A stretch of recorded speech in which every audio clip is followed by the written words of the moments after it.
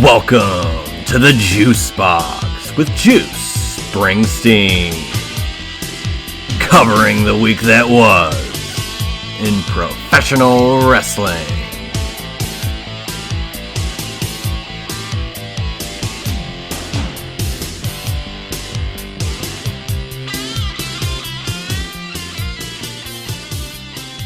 Hello everybody and welcome to this week's edition of the Juice Box. I am Juice Springsteen here on a Saturday night. We are coming off of Clash in Italy, Double or Nothing. We really haven't had too much time to dissect it here on this particular program. We will do that in a little bit. As always though, follow me on Twitter at JuicySteen, at Juicy Wrestling Closet on Instagram. Subscribe to the Juice Box at JuicySteen on YouTube. Listen to the show on Podbean, juicysteen.podbean.com, Spotify, YouTube, Amazon Music, and Apple Podcasts via iTunes. And if you listen to it on Apple or on Spotify, leave a rating and review for the Juice Box with Juice Springsteen. It does help the show grow. As I said, quite the last few weeks for pro wrestling with Double or Nothing, Clash in Italy. We are now on the road for Forbidden Door. We've got the King and Queen of the Ring tournament taking place, culminating at Night of Champions, which will take place at the end of this month, June 27th. That's during the day on Saturday. And then, of course, Forbidden Door, June 28th, the following night, Sunday night. So a lot going on in that realm. We'll talk King and Queen of the Ring brackets. We'll go a little bit over Double or Nothing, a little bit over Clash in Italy.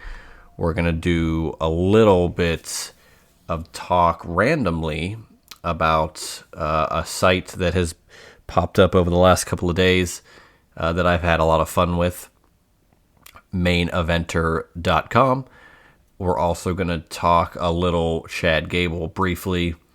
And I also want to give a little bit of a halfway through the year Juice Box Awards standings or thoughts. So last year, at the end of the year, I felt that, everybody I would wager in the space, Fightful and the Wrestling Observer, and I mean, everybody that does anything in regards to talking about pro wrestling has awards or award shows, gives them out, best wrestler, best company, best pay-per-view, whatever. And I figured, instead of complaining about everybody else doing one, I decided I think I will like to do an 8-award show that will take place throughout the year. We'll get through, this year, and once we get into December, we will record the Juice Box Awards program.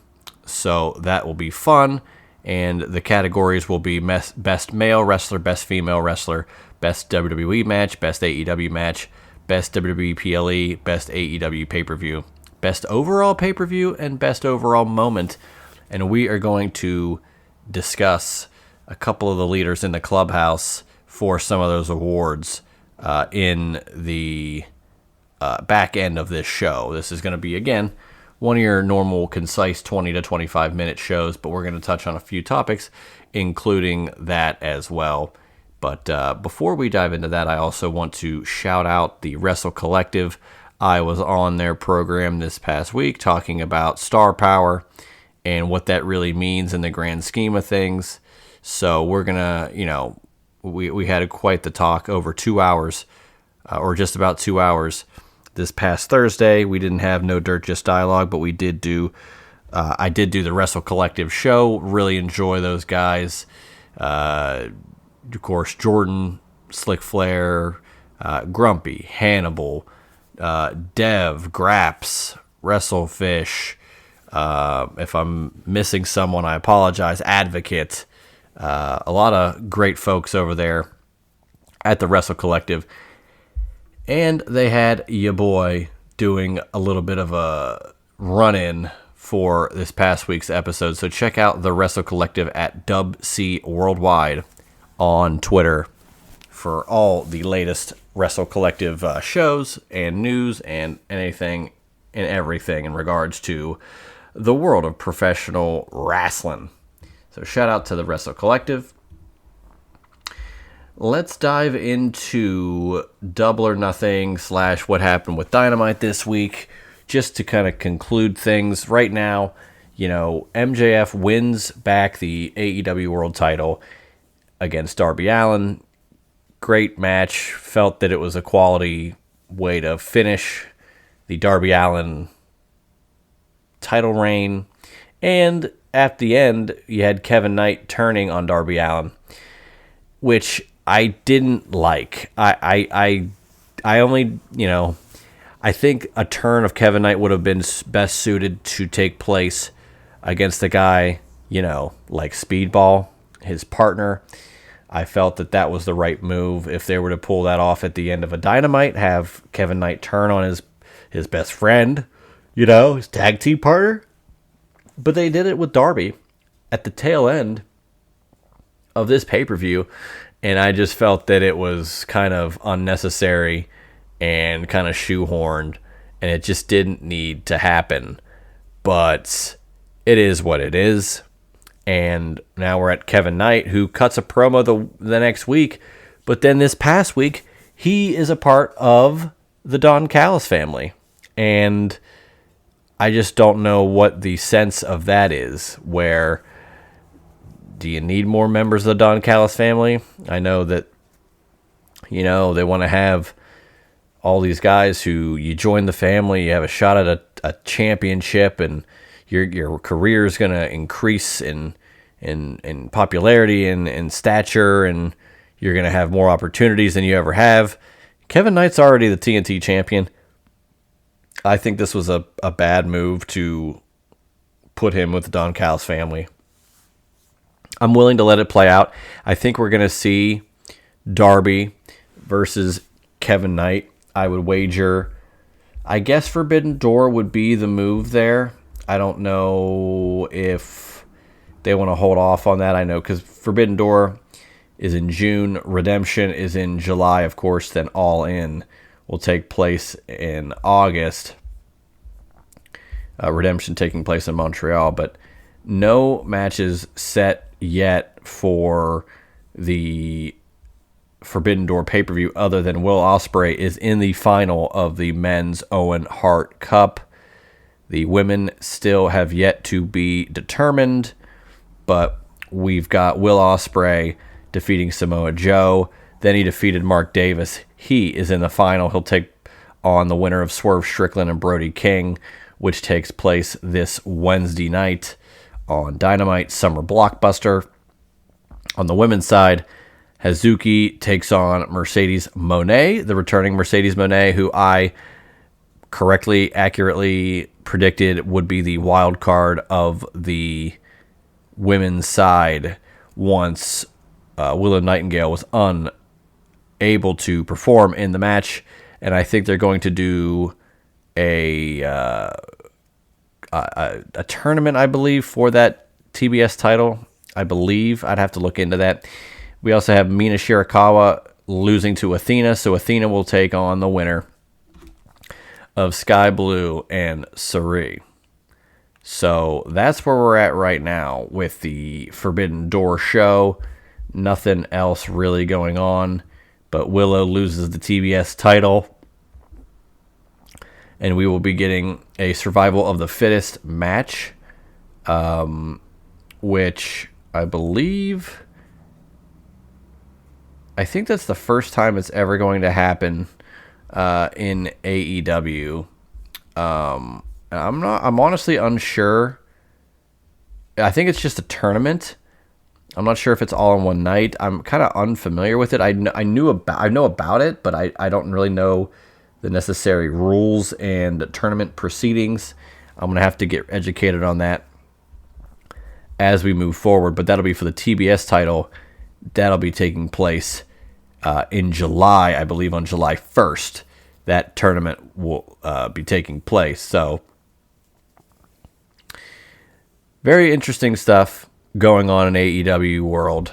I also, just in talking with what happened at Double or Nothing, I mean, the crowd was absolutely insane. We have new tag team champions in Cope and Cage. Takeshita defeated Okada to win the international title. Jon Moxley, of course, retained his AEW Continental title. Tekla retained her women's title. We had the Stadium Stampede with Jericho, Hurt Syndicate, and the Elite getting the victory. Pretty accurate across the board. In regards to my personal picks for the pay-per-view, I felt that it was rather easy to predict the show, but I also felt that didn't mean that the show couldn't deliver in a big, bad way. And I think that it absolutely succeeded in doing so. So, really keen on what's going on in the AEW realm as we get closer to Forbidden Door. I'd like to now swiftly move to the other side of the coin, the WWE side. We'll be talking more AEW and more of that as we get to Forbidden Door. We'll talk more about that next week as more matches are going to have to start taking shape. But I believe we're on the cusp of that. But let's move into what happened at Clash in Italy, which was last Sunday afternoon. We had Cody Rhodes defeating Gunther by pinfall. However, Gunther's foot was underneath the bottom rope. They have since said on SmackDown that it's going to be Cody and Gunther again, but Gunther gets to decide the stipulation. I believe it's taking place in 2 weeks. Sami Zayn seemingly has also laid claim to potentially having a match for the world title, which is kind of interesting. It's been a while since he has been a part of the main event scene, but I'm looking forward to that. Rhea Ripley got the win over Jade Cargill to retain her title. Brock Lesnar hit Obafemi with 7 F5s to defeat him. I think we are on the collision course for a third and final conclusive match between those two men. Sol Ruca wins the Intercontinental Championship, and then Roman Reigns, as I predicted, retained his World Heavyweight Championship in tribal combat, position of the tribal chief. Jacob Fatu acknowledged Roman this past week on Raw, and it was to seem that we are going to get some sort of Bloodline versus MFT story, with Jacob Fatu being the middle piece for the tug of war for his services. As we progress further into the year, Royce Keys is trying to be persuaded by Solo Sikoa in regards to joining his side as well. I believe we all can see what's going to happen here. I think we are on a collision course for War Games. Now, I know that takes place in November, but it's tough for me to not think of the Usos, Roman, Jacob Fatu versus the MFTs, including Royce Keys. Maybe you throw a fifth member in there somewhere, somehow. A lot going on that aspect, on that front. For King and Queen of the Ring, we've got the tournaments going, and for the women, Liv Morgan, by the way, who's already a women's champion, is going to be in a fatal four-way with Becky Lynch, Alexa Bliss, and Chelsea Green. Winner will take on the winner of Sol Ruca, Lyra Valkyria, Charlotte Flair, and Jade Cargill. Roxanne Perez, Io Sky, Julia, Lash Legend had their match. Io Sky got the win. Raquel Rodriguez took out Bayley, JC Jane, and Kiana James. So now Io Sky will take on Raquel Rodriguez in the semifinals. In that side of the bracket, unknown who will take each other on in the next semifinal for the women. For the men, either Seth Rollins, Javon Evans, Tala Tonga, or Ricky Saints will take on the winner of Jey Uso, LA Knight, Royce Keys, Finn Balor. I think it's going to be, I can see Royce Keys maybe getting there. I really want to see LA Knight advance, but I think Seth Rollins is absolutely advancing to the final. On the other side, Dominic Mysterio got the win over Damian Priest. He advances to take on Oba Femi, who took out Solo Sikoa, Carmelo Hayes, and Penta, where now you get Oba Femi and Dominic Mysterio, which I cannot wait to watch. I think it's going to set up for Oba Femi and Seth Rollins at Night of Champions, and I think Brock Lesnar could very well cost Oba Femi that match, leading towards their third match at SummerSlam in Minnesota, and leading to Seth Rollins getting his World Heavyweight Championship opportunity against Roman Reigns for SummerSlam in Minneapolis, Minnesota. So that's what I'm looking at right now in regards to Night of Champions. The King and Queen of the Ring tournaments are kind of filling themselves out, as it were. And we've got Penta versus Rey Mysterio for the IC title coming up on Raw. Raw happening in these international areas where it's 2 or 3 o'clock in the afternoon. I absolutely love those shows. As I've stated numerous times on this program over the last couple of years, we've had some afternoon Raws. They were there for the John Cena heel turn, and those were always fun. Belgium, and just a lot of cool spots that they had some Raw episodes in the middle of the day here if you're in the eastern part of the United States, which I am. But yeah, Clash in Italy was an interesting show. Felt that it was pretty good, all told. Double or Nothing for AEW. The crowd was very much into it. The show was probably, I'd say, top 5 of AEW pay-per-views of all time. I think it was that good. We'll have to see what type of staying power it will have. Recency bias withheld, because it's kind of tough to grade when everything is just so fresh, so raw. But it is what it is. I'm very enthralled with how AEW has run pay-per-view over the last, ever since they've done pay-per-view. They've always knocked pay-per-view shows out of the park, and the venue for Double or Nothing was amazing. The crowd in New York was absolutely electric, and I'm very curious to see how Forbidden Door ends up shaking out as we move on from that to Montreal, which will be another great crowd. Forbidden Door taking place in San Jose, but Montreal getting Redemption in July, I think, is going to be fascinating.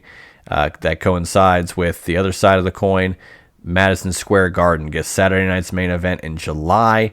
I think that will be spectacular from many different avenues there. I just think you get Madison Square Garden for anything. It's the 45th anniversary of Saturday night's main event, which I think is really, really cool. Having it in Madison Square Garden is incredible. And then that following week will be Redemption in Montreal. So, and the week after that's going to be SummerSlam. So the summer is really picking up steam, as it were, here for both WWE and AEW. It's a great time to be a pro wrestling fan. I do want to bring up, though, before we talk about some fun stuff, including maineventer.com and this day in pro wrestling history, we're gonna kind of lean into the Juice Box Awards a little bit. Now, I'm not gonna give away everything, but I will tell you that some leaders in the clubhouse for certain matches. For my best WWE match, I think right now it's CM Punk versus Roman Reigns at WrestleMania Night 2, the main event. However, if you want to call it WWE or not, it's tough to say, because a match that happens in AAA technically is AAA, but it's also, AAA is owned by WWE, so I don't know where I would really. I can't decipher it too much. It's not necessarily so different, but the El Grande Americano OG versus El Grande Americano current match that happened last week, Mask versus Mask, it was spectacular. The presentation, the match itself, the finish, the pomp, the circumstance, just an unbelievable match. And I mean, it's really what pro wrestling is all about. But in that, of course, we'll cut to the end. Chad Gable is revealed to be the El Grande Americano, kind of, the bad guy of the two. He loses the match in an epic war, and he is unveiled as Chad Gable. And everybody kind of cheered it.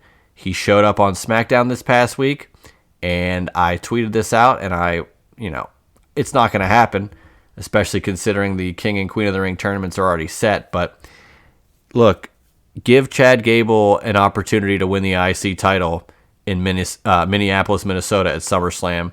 Chad Gable is from there. It'd be a hometown crowd, and he is so damn over. He is so damn good. He quite literally could be the next Kurt Angle-esque type character where his in-ring is absolutely incredible, but his comedic chops are also just as good.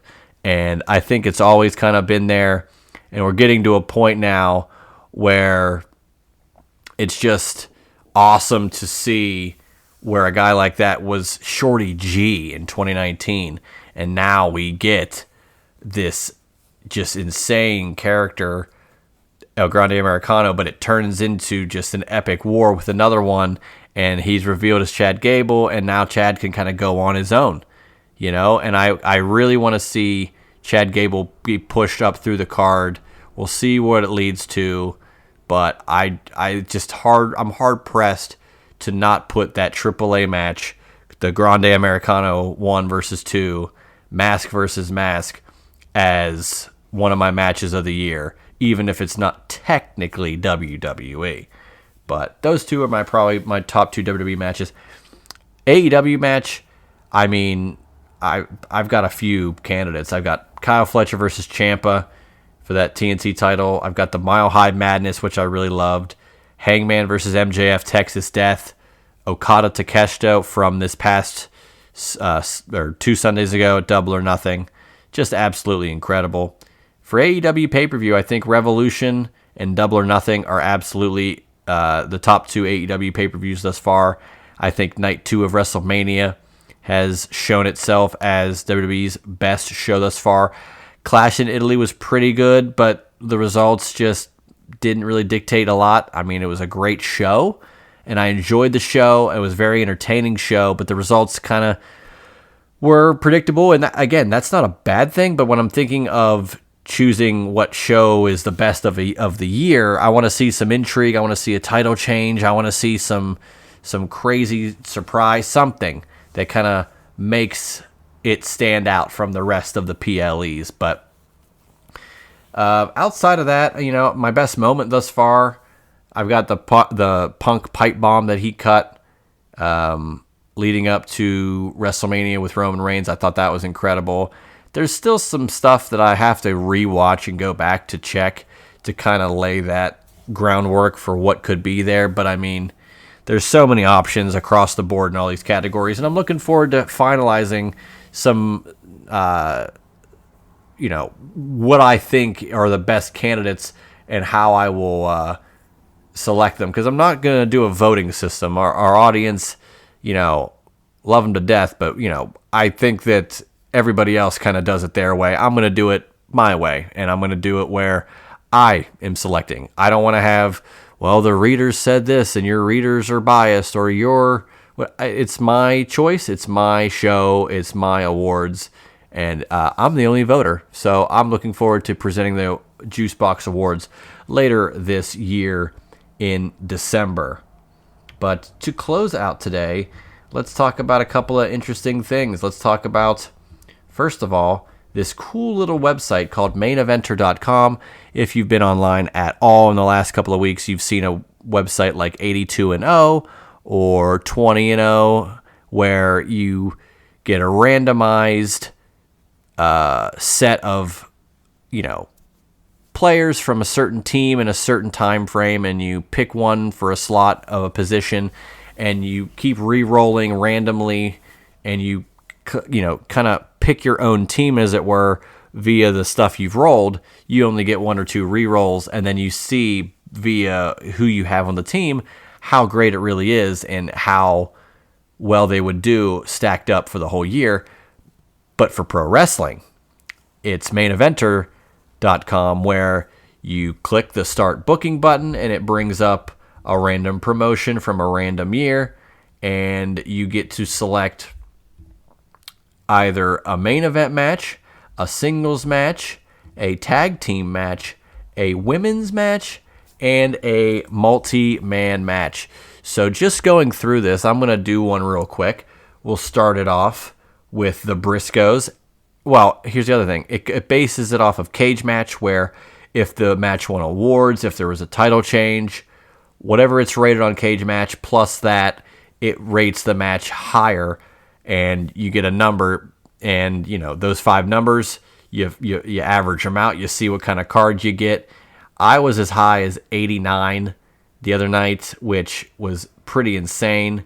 However, it's very difficult to get that high on the scoreboard, so we'll do a little random round now.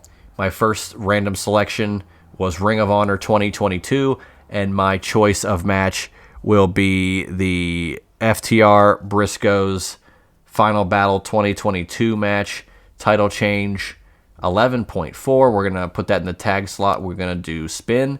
We get TNA/Impact in 2024. Mike Bailey and Mustafa Ali, title change 10.2. We'll put that in the singles match category. Sasha and Bailey, we got WWE 2020. So Sasha and Bailey from Hell in a Cell, that's a 10. That's going to go in our women's slot. And whoa, we've got WWE 2003. We can pick, we're going to pick Lesnar versus Kurt Angle for the world title. And now we have a multi-man match to pick. And we're going to pick 2009, No Way Out 09, the Elimination Chamber, Edge defeating Cena, Jericho, Kane, Mike Knox, and Rey Mysterio. And we got an instant classic pay-per-view. Our average was 10.84, which is pretty good. It's ranked 1308 out of 7,319. So pretty good score, just kind of doing it randomly on the spot here.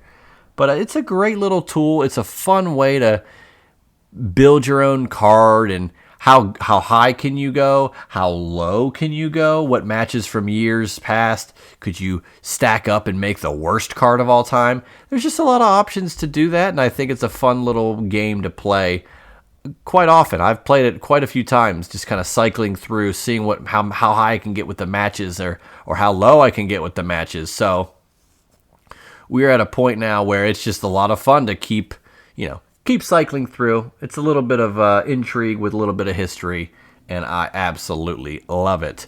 What I also love is this day in wrestling history, June 6th, 1997. It was a Friday, 2300 Arena, a.k.a. the ECW Arena, WrestlePalooza 97. That's right.